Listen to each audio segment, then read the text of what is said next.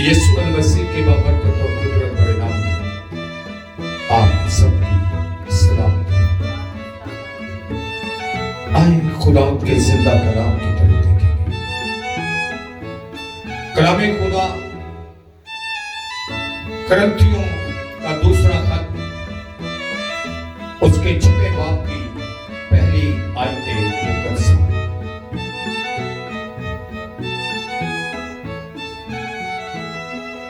दूसरा करंथियों उसके पहले बाब की 6ठी आयत मुकद्दस हम पढ़ेंगे। गौर कीजिएगा, खुदावंद के साथ रहिएगा, वक्त को गनीमत जानिएगा, ताकि आज का जिंदा कलाम आपके लिए, आपके घराना के लिए बबरकत और मुबारक। हालेलुया। आप सब मेरे साथ हैं। आए खुदावंद के जिंदा मुकद्दस कलाम पौलुस रसूल की बात पर दूसरा करंथियों उसका 6वां बाब पहली आयत मुकद्दस को पढ़ेंगे। और हम जो उसके साथ काम में शरीक हैं, ये भी इल्तमास करते हैं कि खुदा का फजल जो तुम पर हुआ बेफायदा ना रहने दो। खुदा का फजल जो तुम पर हुआ बेफायदा ना रहने दो। किस तरह कह रहे? इल्तमास।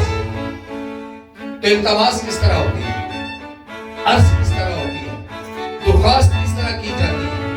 सो खुदावंद के जिंदा और मुकद्दस कलाम के मुताबिक पौलुस रसूल करंथियों की कलीसिया के सामने यूं समझ ले कि हाथ जोड़कर अर्ज करता है कि जो फजल तुम पर हुआ वो फजल बेफायदा ना रहे। आए खुदा के जिंदा और मुकद्दस कलाम में पुराने और नए अहदनामे में देखेंगे चंद एक शख्सियत पर कि खुदा का फजल किस पर हुआ और किसने उस फजल के मुवाफिक किरदार अदा किया। कलाम खुदा में इस बात को ज़हन नशीं रखिएगा कि हम जो उसके साथ काम में शरीक हैं, ये भी इल्तमास करते हैं कि खुदा का फजल जो तुम पर हुआ बेफायदा ना रहने दो। इस आयत को अपने ज़हन नशीं करें, तब पुराना अहदनामा नए अहदनामा में से कुछ देखने की का फायदा होगा। कलाम खुदा में पुराने अहदनामा में चंद एक अजीम हस्तियों पर खुदा ने फजल किया और किस शख्स ने क्या रद्दे अमल जाहिर किया, इस पर गौर करें। जब हम खुदावंद के बंदा मुकद्दस नूह को देखते हैं तो खुदा ने उस पर फजल किया, क्योंकि कलाम खुदा में लिखा है कि पूरी दुनिया में नूह और उसका घराना खुदा के हुजूर मकबूल ठहरा।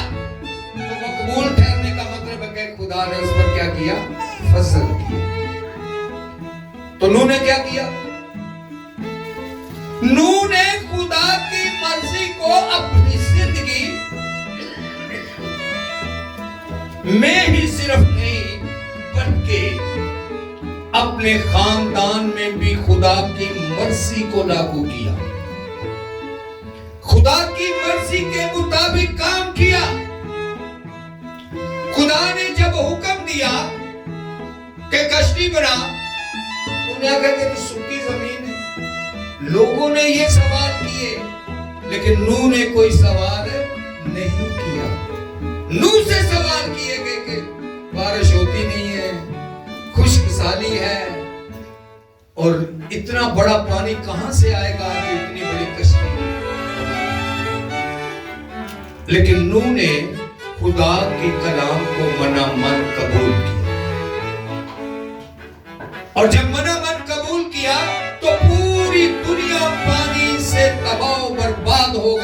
लेकिन नूह और उसका घराना और चंद जानदार जिंदा रहे। आज मुझे आपको नूह की इस कहानी को अपने सामने रखना, नूह की जिंदगी को अपने सामने रखना। फिर कलाम खुदा में हम देखते हैं कि इब्राहिम खुदा की नजर में नेक और रास्तबाज था, जबकि बुतप्रस्तों के खानदान से था। उसका बाप बकायदा बुत बनाता था और बड़ा खानदान कहलाता था, क्योंकि बुत बनाने की इजाजत हर किसी को उस दौर में नहीं थी। बड़े पाकबाज लोग अपने हिसाब से वो जब खुदावन ने कहा, खुदावन ने फरमाया कि ऐ इब्राहिम, अपने बाप दादा अबू अजाद असीजो इकारिब को छोड़ और अपनी बीवी सारी को अपने साथ ले और यहां से निकल जा। कलाम खुदा पर जब गौर करते थे, इब्राहिम कोई काम नहीं करता था, बड़े आराम की जिंदगी बसर कर रहा था, बड़े आराम की जिंदगी बसर कर रहा था। उसने कहा कि मैं इतने आराम दे नाल इथे रह रहा, तुम इन्हां नूं छड़ छड़ा के जांदा कह रहे हो, किथे जावांगा मैं? अपनी मालकी छोड़ के, अपनी जमीन छोड़ के जाऊं, किथे जावांगा? कोई सवाल? जब खुदा ने फैसला किया तो उसने उसको अगली जिंदगी में लिया और उसके मुतबादल जब हम लूत को देखते हैं, खुदा ने उसे हुक्म दिया, लूत को हुक्म दिया कि तू भी निकल इसके साथ, नहीं दिया, लेकिन वो इब्राहिम के साथ चलता और इब्राहिम के साथ होने की वजह से उस पर भी खुदा ने फजल किया। अब वो अपनी मर्जी से घर से निकला और अब्राहम खुदा की मर्जी से निकला। जब कुछ वक्त साथ गुजरने के बाद जब इख्तलाफात कबीलों में हुए, मुलाजिमों में हुए, तो दोनों ने मिलकर फैसला किया कि तू मशरिक को चला जा, मैं मगरिब को चला जाता।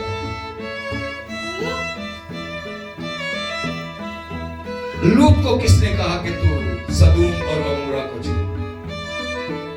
किसी ने कहा? उसने अपनी मर्जी की, घर से निकलते हुए भी, यहां आकर भी उसने खुदा की मर्जी को नहीं माना। लेकिन मैंने आपको बताया कि इब्राहिम की वजह से उस पर फजल था, क्योंकि फिर इब्राहिम उसके लिए दुआ को रहता था। और जब आगे चलते हैं तो जब सदूम और अमोरा की तबाह बर्बादी का मैसेज मिलता है, फरिश्ते आ जाते हैं,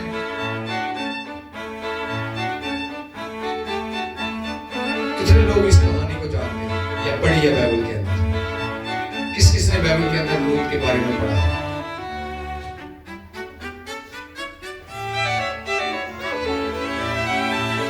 कलाम खुदा में लिखा है। अब सवाल क्या करें जब आपने पढ़ा ही नहीं? सवाल तो तब बनता है जब बंदा बोलेगा जी मैं पढ़ा। तो सवाल ये उठता है कि लूत सदूम और अमोरा से अपनी मर्जी से निकाला या उसे जबरदस्ती निकाला गया?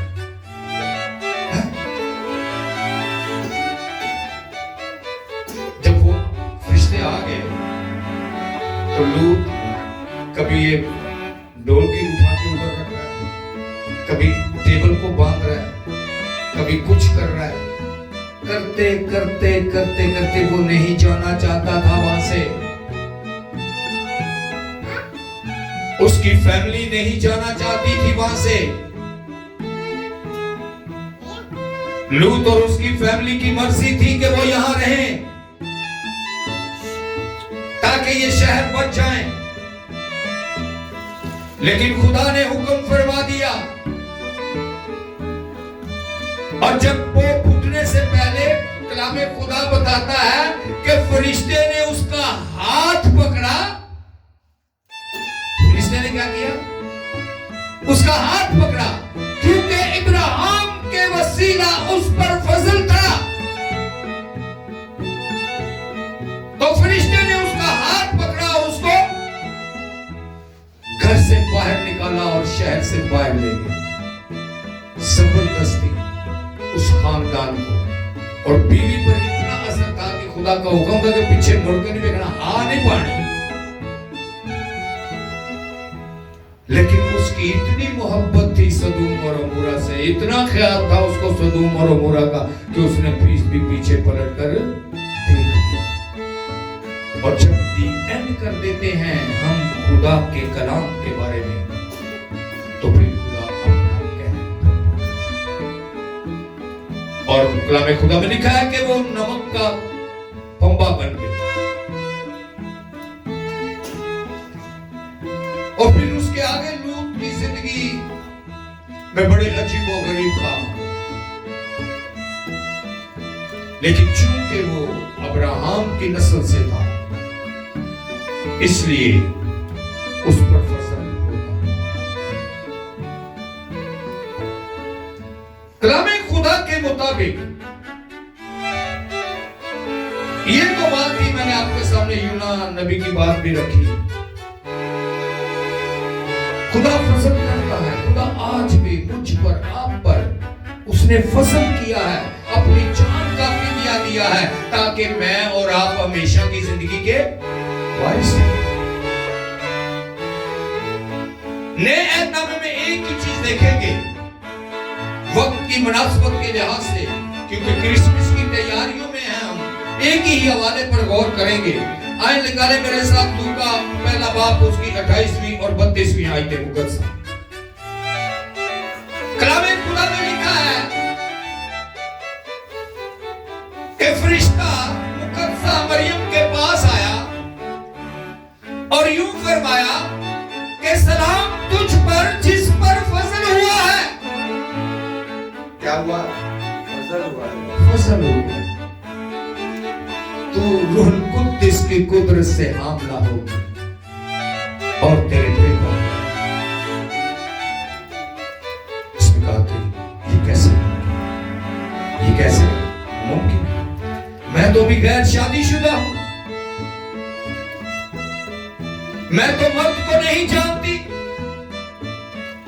लेकिन कलामे खुदा में लिखा है कि जबराइल फरिश्ते ने कहा कि ये रूह कुद्दस की कुदरत से होगा, ये हक ताला का बेटा कहलाएगा, ये कलामे खुदा होगा, तू इसका नाम यीशु रखना, ये अपने लोगों को उनके गुनाहों से नजात देगा। हालेलुया। ये तू उसका नाम यीशु रखना, ये अपने लोगों को उनके गुनाहों से क्या करेगा? नजात देगा। मरियम ने क्या जवाब दिया? ये भी नहीं पढ़े, क्या जवाब दिया? और कोई? मेरे लिए तेरे कौल के मुआफिक हो। हालेलुया। मेरे लिए तेरे कौल के मुआफिक हो, तेरे कलाम के मुताबिक हो। फिर उन्हें दोबारा पूछा कि मैं शादीशुदा नहीं की, एक ही में होगा। एक दफा बात जरूर सामने आई, लेकिन जब उसने फरिश्ता ने बताया कि ये हक ताला के फज़्ल की कुदरत से होगा, ये खुदा के रूह की कुदरत से होगा, ये कलमाए खुदा, ये कलामे खुदा मुजस्सम होगा, तेरे पेट में तू हामला ठहरेगी। उसने दोबारा बात की कि मैं तो मर्द को नहीं जानती, मैं तो शादीशुदा नहीं हूं। हालांकि यही खबर अगर किसी शादीशुदा औरत को दी जाती कि फरिश्ता आकर उसको बोलता, अलिशबा की मिसाल हमारे सामने है, वो मारे खुशी के अपनी खुशी का इजहार न कर सकी। ज़िक्रिया की ईमानी पर, यकीनी पर खुदा ने जुबान को बंद कर दिया, जब तक ये बेटा पैदा नहीं होगा तो जो पी लेगा, क्योंकि आगे से उसने जवाब।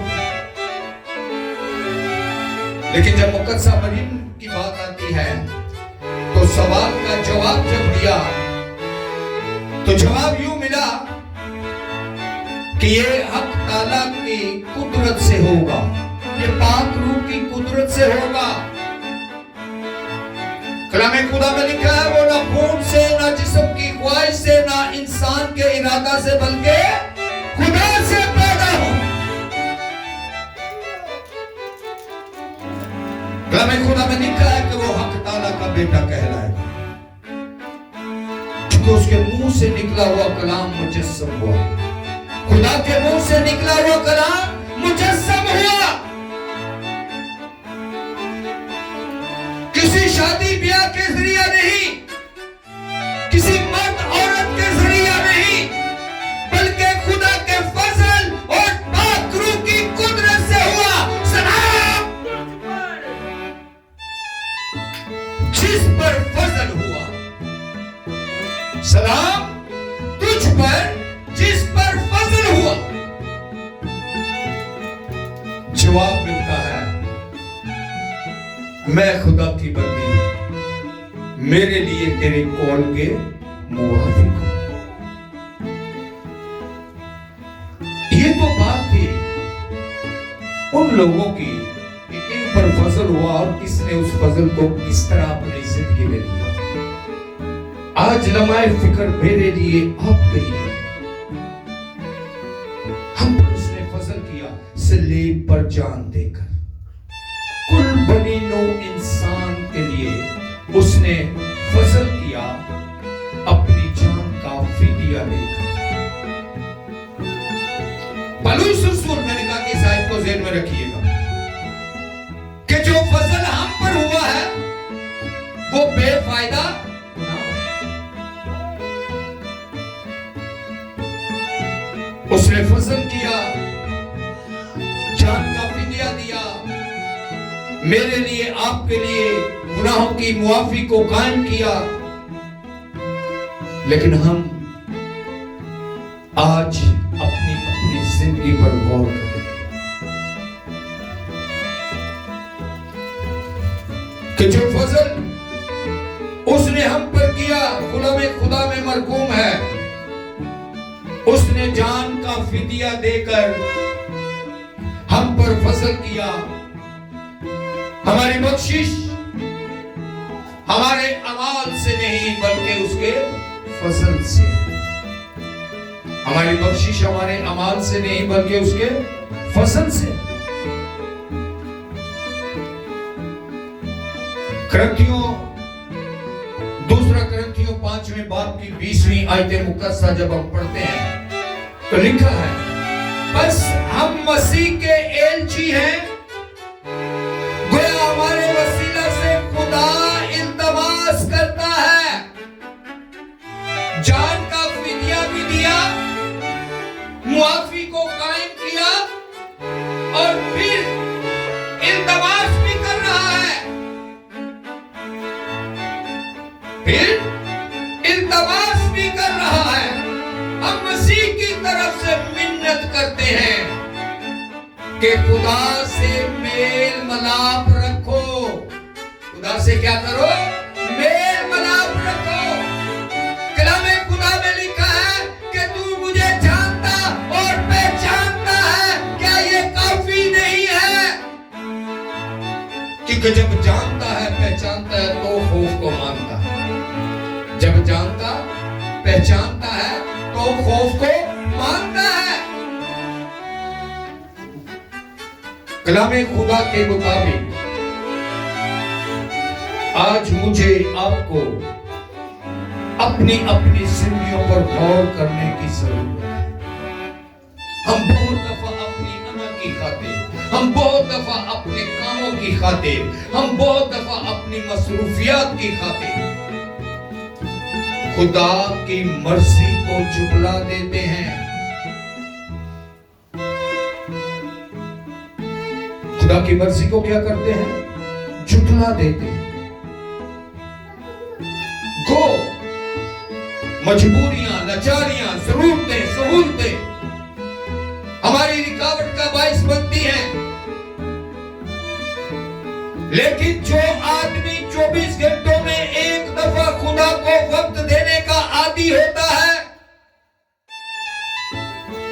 वो मजबूरी के तहत रात को दुआ कर लेता है। वो रात के पहर में खुदा को वक्त दे देता है।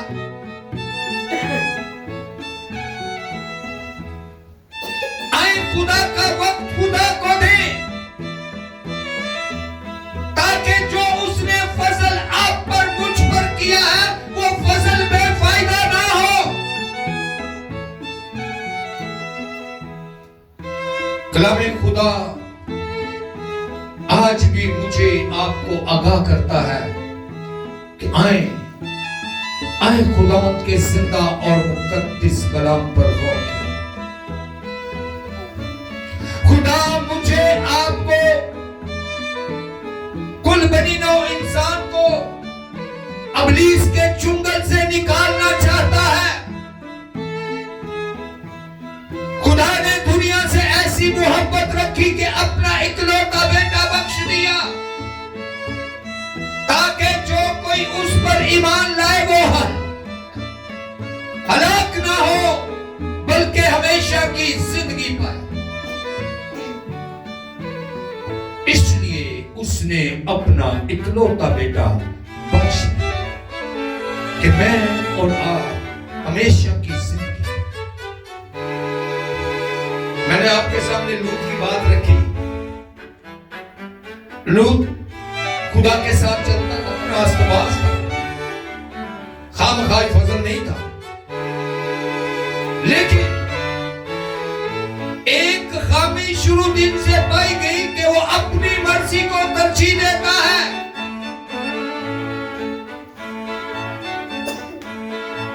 वो अपनी मर्जी की आगाही पर चलता है।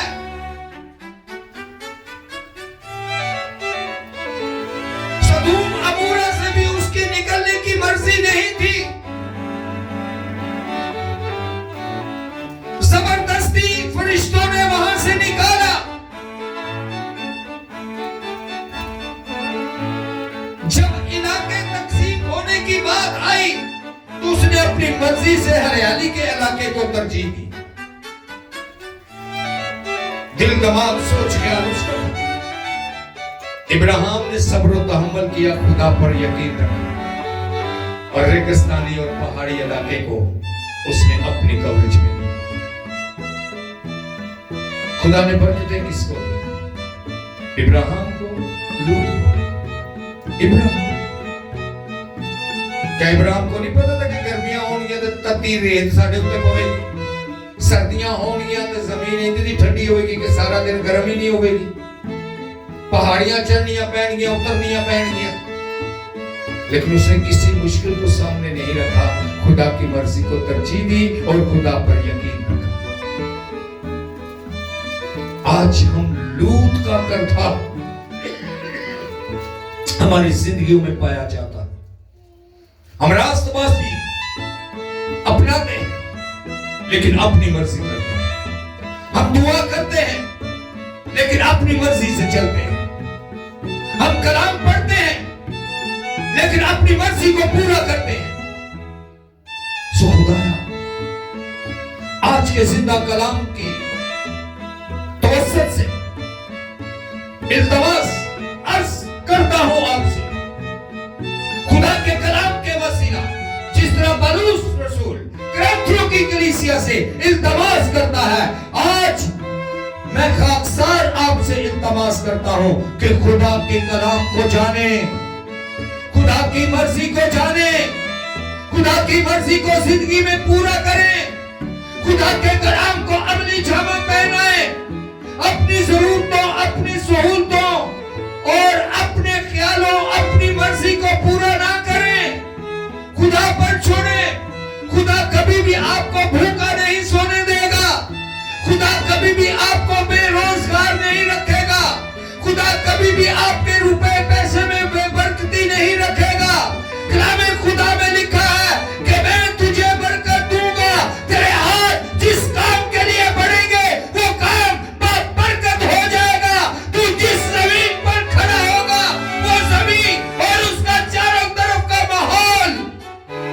तेरे लिए मुकद्दस ठहरेगा। Hallelujah, hallelujah. खुदा की मर्जी को जो फसल उसने हम पर किया है वो बेफायदा ना। खुदा आपसे